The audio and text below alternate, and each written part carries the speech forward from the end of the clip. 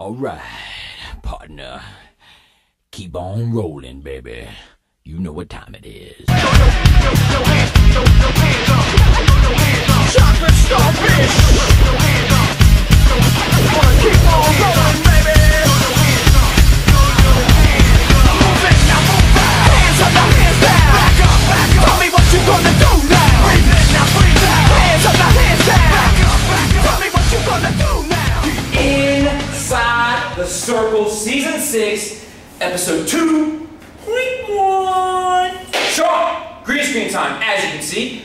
Changed up, as you can hear, changed up a little bit. It was getting stale, wasn't it? I really like it. I really like it. It's a lot. I liked it. We just got a little stale there. It's a lot better than what it used to be. I'll tell you that when I started this stuff in my basement, man, it was bad. But hey, Sean, here we are. People love the green screen. You've got a new face. I do. November's gone. Yeah. November, this guy's still getting on me about my hair, which is funny. Because he has no hair. Got little stubbles in there. I got my little 80s haircut going. I'll cut it here eventually. Yeah, flock of seagulls. And I ran. I thought I got cleaned up pretty good for this. Hey, not bad, not bad. Hey, we're always going to be improving, like the green screen, adding the green screen, changing the intro up a little bit. We want to add some stuff, but as always, we want to bring you the content too. Okay? Content, opening weekend, inside the Circle. We've got wrestling going on. Sean, we had Upper Arlington have a tournament. We had DeSales had a tournament. That's a lot of schools already wrestling. But guess what? We're not done yet. We've got Olentangy with a tournament. Have we got any schools that wrestle outside the district? We had a few, yes, most certainly. But Sean, before we get into those events, before we talk about those who left the district to represent Central District, and before we get to those tournaments I already mentioned, I want to talk to you about your Marysville trip. We had the Marysville Duels up in Marysville High School, obviously. They invited some teams. Sean, you were actually there. I was. Tell me about it. It was one of the 2 stops I had on opening weekend at the 614. Went up to Marysville. Coach Andrews invited us up there. Did tomatoes get thrown in? Not yet. Okay, not yet. Okay. Not yet. But as Mark said, I went up there, seen some great wrestling, watched the first 2 rounds. Graham ended up winning that. Big surprise there. I really didn't think they'd have a good team this year. Graham. But they go 4-0. Marysville runs second, 3-1. We had a couple other local schools. Tates Valley went 2-2. Delaware Hayes went 2-2. And Watkins Memorial was there as well. Went 1-3. Big Wana was there as well. Just a good day to start off the wrestling season and the day for me. There were one notable matchup there we talked about. Jake Marsh, big win, buddy, over state champion Ryan Thomas from Graham at 160. So that's a great win. 3-1 final? 3-1? Yeah. I do believe that was it. Jake Marsh. Jake, good job, buddy. Heck yeah. You know, I had a chance to talk to him a couple times. Obviously, did not have the state tournament he wanted, obviously, and certainly didn't have the state tournament I felt he was destined to have, like high placement. I think he took the summer, reevaluated, and now this is what we're going to see out of Jake Marsh moving forward. That's awesome. I really do believe that. That's awesome. Were you able to get into the hospitality room with your credentials and all this jazz? No? No? Yeah? Well, yeah. Okay. Thank you, Coach Andrews. Somebody was manning the door there. So, that's really what I was getting at. Yeah. Not a problem, Sean. That's from Marysville. We got UA Duels, the Lee Spitzer Duels. And Lee Spitzer was around for a long time. I know he was there when I was there. Duels. No, it wasn't the Duels. I totally just said the Duels, right. Lee Spitzer invite. I was talking about Lee Spitzer, how far he went back, and I really do think it was the mid to late 80s. They had a real strong team in the late 80s. Oh, he was done there in the late 80s. He was there in the early 90s.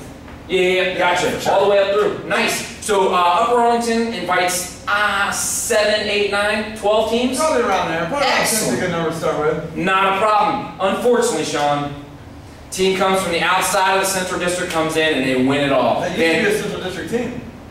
No, Vandalia Butler? They were in our district. No, they're not a Central District team. They're Sean, in our district. Vandalia Butler walks away with 267 points over Upper Arlington's 237 points, which is a good showing. That's a great showing. But then I thought the 3rd place team dropped down a little bit. There was a big bit of a gap. Or something? Olentangy Orange. Yeah, most certainly. And going back to UA, we knew coming in they were going to be strong. I know they faltered a little bit. Someone had posted something online, but they had 9 finalists, Sean. What's the $1 million question? Did the home team have a champ? Oh, look at this, man. I thought after 9 months you'd be like deer in the headlights here. No, not me. They actually did. They walked away with 2 champs, Sean, which is great. I love that. I'll tell you who it was. Ooh, I'm tough with the name. Trophonis?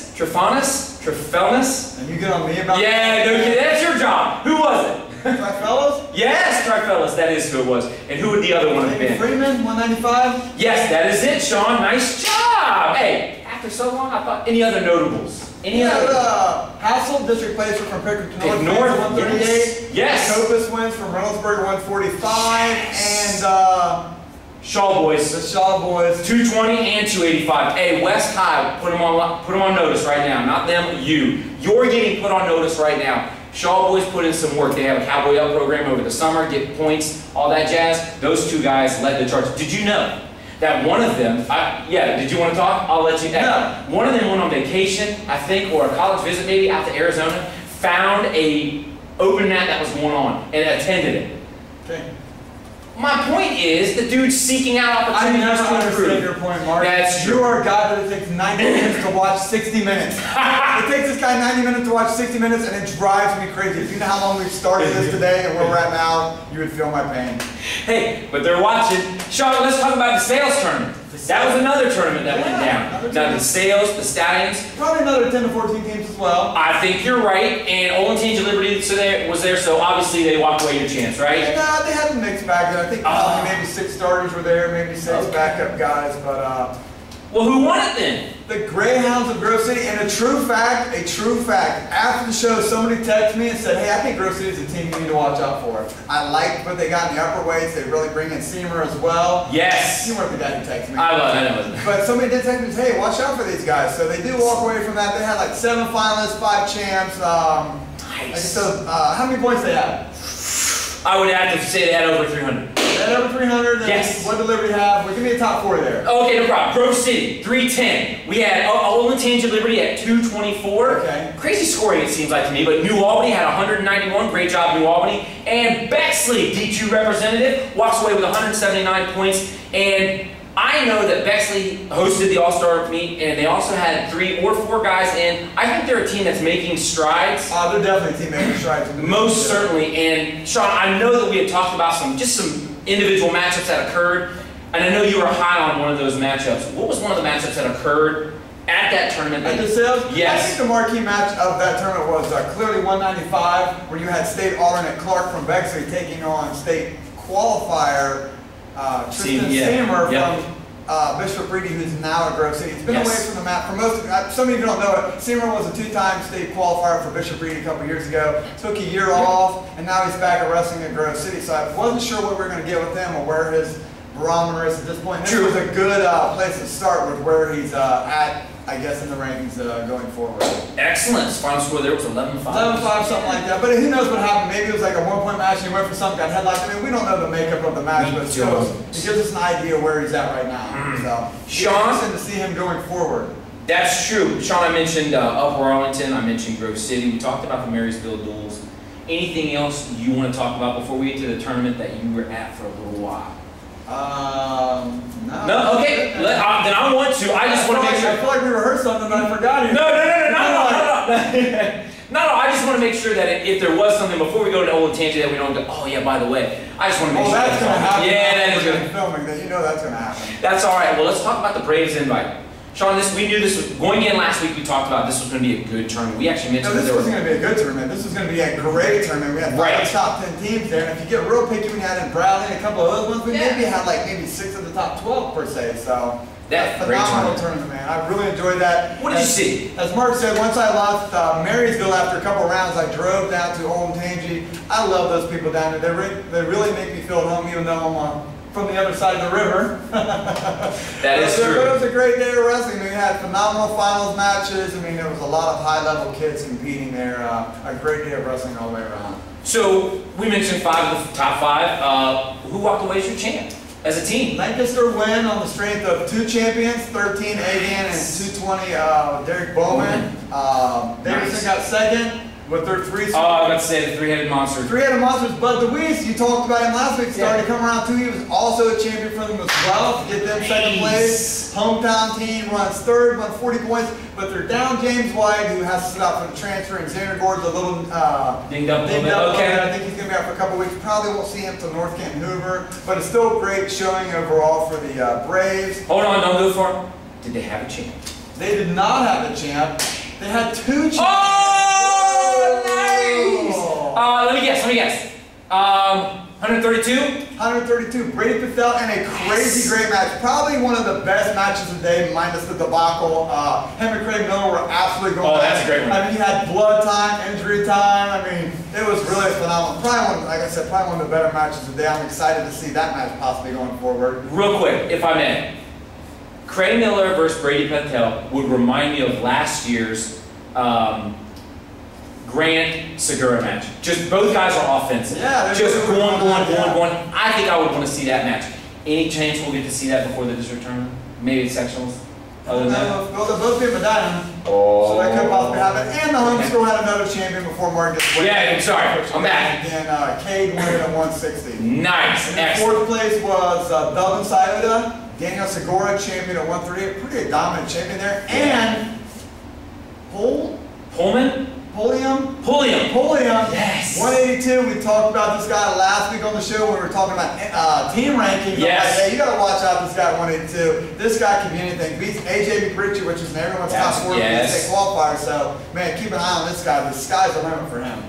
Would both of those drop, you think? Do we know what's going on there? No, those are two big boys. Well, 182? AJ Ritchie, I don't think can drop because of Jordan Lewis there. Oh, okay. Well, and Pullman's like a tank. Yes, he is. I don't see that guy losing anything. He probably has to cut to make 82. I mean, he's just a big guy. So. He is a big boy. And I think Central Crossing was there too. We mentioned they rounded out the top 5. Good. They had 109 points, but they were missing Maddox, who was another superstar in the district that was banged up a little bit. Actually, I think he's dinged up enough that he won't be an Ironman this week as well. So I don't know if you guys are anxious about seeing that Maddox match 3 or whoever, but I don't think that's going to happen as Maddox is banged up right now. They're not going to take any chances.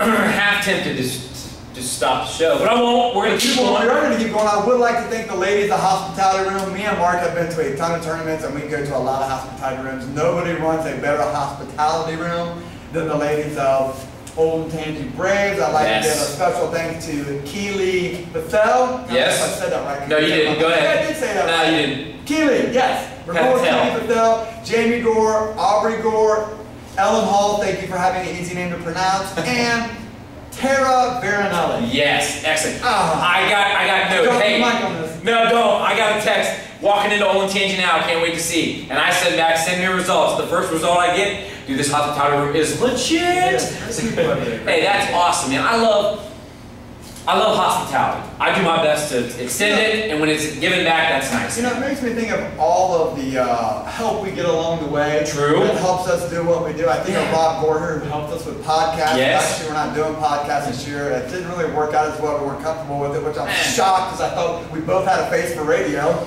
Most certainly, yes. I think that thing didn't take off the ground, but really, all the way from Marysville, all the way to Olentangy, thank you. I really sincerely thank you for bringing us into your tournament and treating us like kings for a day. We appreciate that. Sean, those are all the teams, the events that happen within our district. However, we did have a few teams extend out of our district and represent the Central District, and do so well, at other places. Teams like Licking Valley, Whitehall, they went to the Cambridge tournament out east. That's actually a really good tournament. It is. Like the DC schools out east to go to Claremont stuff. Probably one of the premier tournaments out that way, to be honest with you. That is absolutely correct. And Sean, what jumps out at you? I know what jumps out to me. I want to know what jumps out to you about the Licking Valley and the Whitehall showing out there. I think we had a great showing. There were 4 finalists from those 3 schools. Licking Valley had 3 as well. Whitehall had 1. Yep. But I think a name to really watch out for people who don't follow a lot of D2 wrestling is Dylan Dobson, man. That guy's a hammer. 132, 38? 38, I think believe. He's 38. That guy's an incoming freshman, superstar. Keep an eye on this guy in our district as we go forward. He can be any kind out there. I think he's 152 pounds with 138 pounds. Really? Boy, is jacked. Yeah, and Buzikowski knows how to move, so he's another one. And heavyweight for Addison Fogel. Was Addison. Fogel. He's a hammer. Very good. Yes, most certainly. There was one more school that traveled all the way down to the Cincinnati Moeller Duels. It was Westerville North, and they won it last year. I'm sure that the Cincinnati teams don't like it. I'm sure they're just like us. We don't want a team coming from outside the district and winning the tournament, so let's ramp it up a little bit, put on our best, shoes and get out there. Westbrook North went down there, had a fabulous showing. They beat Moeller in the finals 39-35. Yes. I mean, I'm telling you, dude, the Warriors left Cincinnati with some respect. Oh, definitely. They got some respect. That's right. That's excellent. Well, hey, I love nothing more than when we send.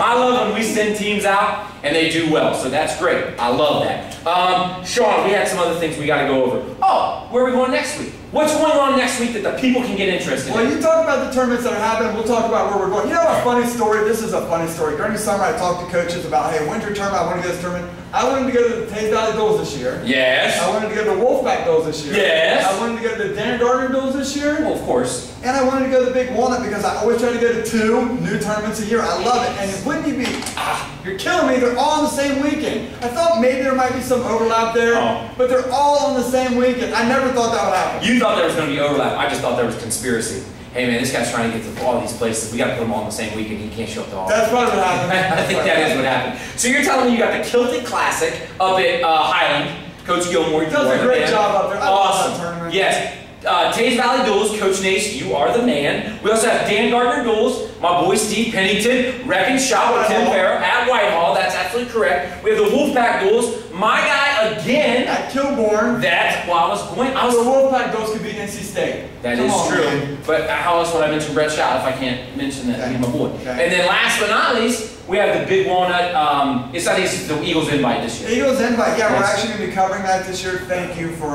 Luke Moore inviting us to come cover that. They're bringing in some new teams this year. Dalton Hoffman, I think, is the headliner there. It's maybe 12 schools? 16. 16, but what do I love about that tournament? Bracket style. It's a bracket style. I love bracket style wrestling, and me and Mark talk about this all the time. I want my kids' matches to get tougher as the day gets longer because that's what he's going to have to do to be a district placer, to be a state qualifier, to be a state placer, and a state champion. You're doggone right. It's got to get tougher. And I absolutely love it. Pool's out of here, man. I'm more of a pools guy in December. No. But we're just going to let that go. Sean, the people tuned in for one thing. They actually probably fast forwarded to this point anyway. I think most of them do, to be honest with you. They're like, I can't listen to that rubbish. There's a lot of it. But Sean, we want to get down to the nitty gritty, the top 10. I can't imagine too much stayed the same. There was a little bit of change, not a lot of change, but there was a couple changes. Maybe I'm just being a little nitpicky here. Change. Or I'm just changing up just enough to make them think I'm actually doing something. I like it. Justify your position. Sean, are we starting at 10? We are starting at 10. Number 10. At number 10, a team that I really wanted to move up, but I couldn't because of the way it worked out at the Old Tangy tournament is CC. Our kitchen is open. What? We have Really? You're killing me here, Small. Nachos. So here's the deal. The studio got a speaker system put in, and I love it. I love that there's a speaker system. The only problem is that the speaker system has been plugged into our studio, and there's no mute button. So every now and again, that's going to happen. But for the most part, like Studio 9. Studio yeah, exactly. Yeah, we got too many. Somehow there was a wires crossed, but that's fine. Go ahead, Sean. Okay, 10, Central Crossing. I really like what I seen with these guys yesterday. Sorry, got all confused here. Maddox wasn't there, but they still had a great showing. This is the team I would move up, but they finished behind the teams that are in front of them. True. At number 9, we're going to move Scioto down a lot. Segura and Pulliam. Yeah, Pulliam, yeah. Pulliam, those guys are superstars, but I don't know if they have enough of the B-level people to really do something to keep it going there. At number 8, we're going to move Davidson down. Davidson's the team that I thought they were. They got the 4 guys that are superstars. Yes. But then I don't know if they got the depth to really move up at all. So they kind of are who we thought. I just saw Dennis Green there hitting the podium. They're exactly who we thought they were. I thought that when I wrote it today. At number 7, this is the biggest move. We're moving up Darby's 2 spots here. They pounded Middletown. 64-9. Oak Hills. Then they beat Oak Hills as well. I'm not sure of those teams and how good they are, and I'm sure they're not the top of the cream of the crop down in Cincinnati. Right. But I like what I saw at Bexley. The girls had a lot of kids in there. And I just think with those 2 superstars, Ball and Coover. No! Cover! They could have that too. Probably Cover. Whatever, dude. Yeah. I just think that's a lot of points, and they can just get some kick-in points for everyone else. Nice. At number 6, Old Tangy had a great showing in the tournament. Even though, again, they were down 3-time state qualifier, Xander Gore, and down white, they still had 2 champions and had a good overall showing as well. Right. We'll keep them at 6. Wellsboro North, as Mark talked about, went down to Cincinnati, had a great showing at the Duels. Yeah, 2-time champs. I believe they go to Highland this week, as they did last year. They can possibly go back to, they will be at Liberty this year, so we'll get a great look at those guys here in 2 weeks. We'll still leave them at 5. Kaufman will make their debut as a team this week at Big Walnut, so we'll get a good look at them. At number 3, Liberty only sent some of their kids there to maybe 5 or 6 starters. But I thought they should have had more like that depth. I don't know. I think they're going to have a depth problem. I think after they're 5, I don't know where this points are going to come from at all. Lancaster, I think these weights shifting around are starting to hurt them. I mean, I see some guys moving around. Now you're going to have Pulliam in with AJ McRitchie can hurt, you know. And they're number 2, Lancaster? Yeah, you got a lot of people moving around. And then number 1, I feel more confident now than I did last week. I like Marysville. They have very good team camaraderie. They got 14 kids, I believe. All of them could probably win 1 match at Derby. Oh, and with tough. the 4 stars they got, the only thing about them that makes me nervous is, other than Walker Hurd, I don't know if they have any number 1 guys. Like, you know, Marsh's going to have to go against Brady. Yeah. Bates going to have to go. I mean, it's just a lot of. You got to win the semifinal matches. Yes. In the bracket. Yeah. That makes me a little bit nervous, but I think they are the team we are right now. Sean, you mentioned something that I love, the team camaraderie with Marysville. Man, I don't know how many. It's obviously not worth any points, realistically. But you never can tell. If I look over and I see my whole team over there cheering me on, and I'm down by 1, that's good stuff, man. Never can tell, man. Might be able to pull it out. And now you are inside the circle.